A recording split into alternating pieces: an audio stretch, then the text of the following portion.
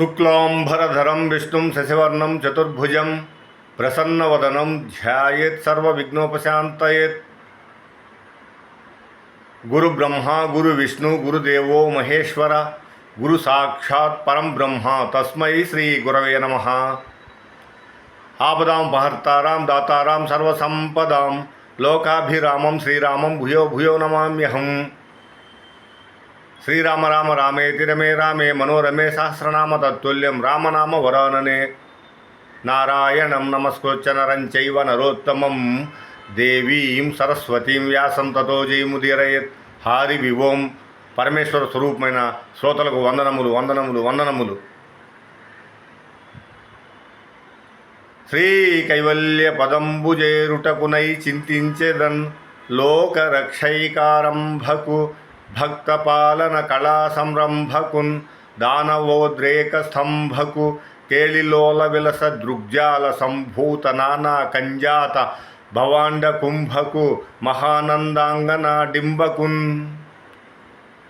అమ్మలగన్నయమ్మ ముగురమ్మల మూలపుటమ్మ చాలా పెద్దమ్మ సురారులమ్మ కడుపారడి బుచ్చినమ్మ తనులో నమ్మిన వేల్పులమ్మల మనంబులు నడినమ్మ దుర్గ మాయమ్మ కృపాబ్దీచుడ మహత్వ కవిత్వ పటుత్వ సంపదల్. శారద నీరదేందు ఘనసార పటీర మరాళ మల్లికాహార తుషార ఫేన రజితాచల కాశ ఫణీశ కొంద మందార సుధా పయోధి శతతామర సామర వాహిని శుభాకారత నొప్పు నిన్నుమది కానగ నెన్నడు కలుగు భారతి. భాగవతంలో ఈరోజు ఉప పాండవుల జన్మ రహస్యం. నా ఛానల్ని సబ్స్క్రైబ్ చేయండి, నచ్చితే లైక్ చేసి షేర్ చేయండి, సపోర్ట్ చేయండి. ఒకనాడు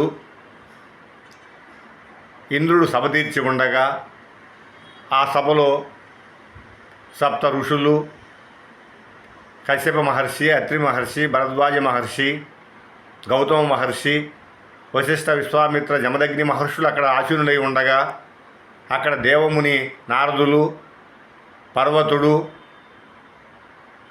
దేవగురువు బృహస్పతి ఇత్యాది అష్టదిక్పాలకులతో ఆశీనుడై ఉన్న దేవేంద్రుడు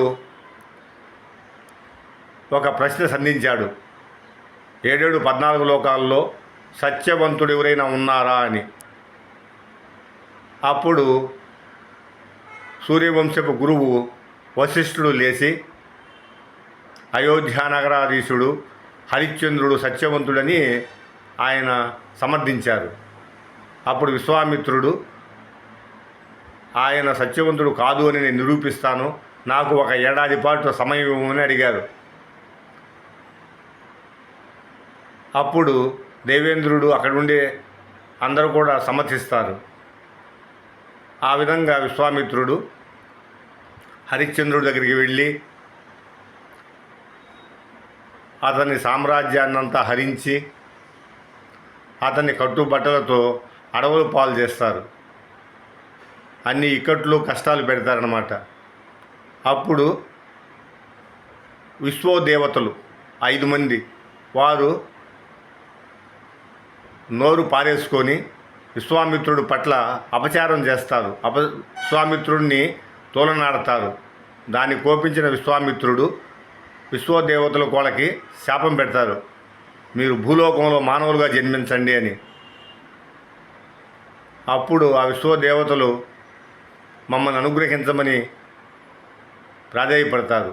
అప్పుడు విశ్వామిత్రుడు విశ్వదేవతలతో అంటారు, నేను హరిశ్చంద్రుడి సత్యశీలతని యుగాలకు సంబంధం లేకుండా అందరికీ తెలియజేయడానికి నేను పరీక్షిస్తూ ఉంటే మీరు నేను హరిశ్చంద్రుడిని ఏదో కష్టాలు పెట్టినట్టు నన్ను నోరుంది కదా అని చెప్పనేసి ఇష్టం వచ్చినట్లు మీరు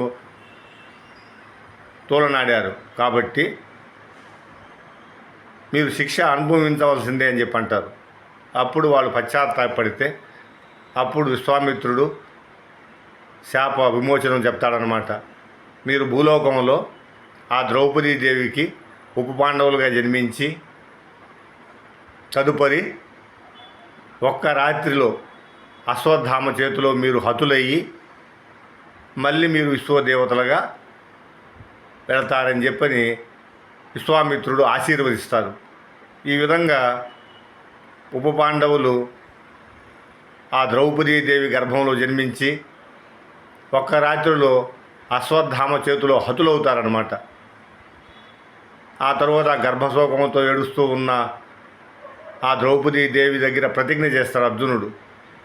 నేను ఆ దుష్టుడు దుర్మార్గుడైన గురుపుత్రుడు అశ్వత్థామను పట్టి తీసుకొచ్చి నీ పాదాల మీద పారేస్తాను, ద్రౌపది ప్రతిజ్ఞ అంటారు. ఆ విధంగానే చేసిన ప్రతిజ్ఞ ప్రకారం అశ్వత్థామను రథానికి కట్టి తీసుకొచ్చి ద్రౌపదీదేవి పాదాల చెంతన వేస్తారు. అప్పుడు ద్రౌపదీదేవి అశ్వత్థామని గురుపుత్రుడు బ్రాహ్మణుడు అని చెప్పని, నా బిడ్డలు నీకు ఎప్పుడు అపకారం చేయలేదు కదా, మరి ఎందుకు చంపావు అని చెప్పని ఆమె అశ్వత్థామని అడిగితే అశ్వత్థామ మౌనంగా ఉంటారు. కృపి కూడా చాలా బాధపడుతుంది. కృష్ణార్జునుల చేతిలో నా కుమారుడు దొరికాడు, కేవలం అశ్వత్థామ కోసం నేను బ్రతికి ఉన్నాను, అశ్వత్థామని ఏం చేస్తారో అని చెప్పని ఆమె ఇంట్లో బెంగపడుతూ ఉంటుంది. అప్పుడు ద్రౌపదీదేవి అర్జునుడు చెప్పద్ది, అర్జునా, ఇక్కడ నేను బిడ్డలు చనిపోయి బాధపడుతూ ఉన్నాను పుత్రశోకంతో, కానీ ఎక్కడ నా కుమారుడు చనిపోతాడేమోనని చెప్పనేసి మీ గురు పత్ని కృపి అక్కడ వేడుస్తూ ఉన్నాయా, కాబట్టి బ్రాహ్మణుని చంపకూడదు. వేదంలో వచ్చేసి మహావిష్ణువు చెప్పి ఉన్నాడు గోబ్రాహ్మణుని చంపకూడదని. అందువల్ల కట్లిప్పదీసి అశ్వత్థామని విడిచిపెట్టమని చెప్పని ఆమె పురమాయిస్తుంది. రేపు ఎలా అర్జునుడు ఆమె మాట విన్నాడు, తర్వాత భీముడు ఏం మాట్లాడని రేపు నేను భాగవతంలో వివరణ చేస్తాను. సర్వం శ్రీ ఉమామహేశ్వర పరబ్రహ్మార్పణమస్తు. స్వస్తి.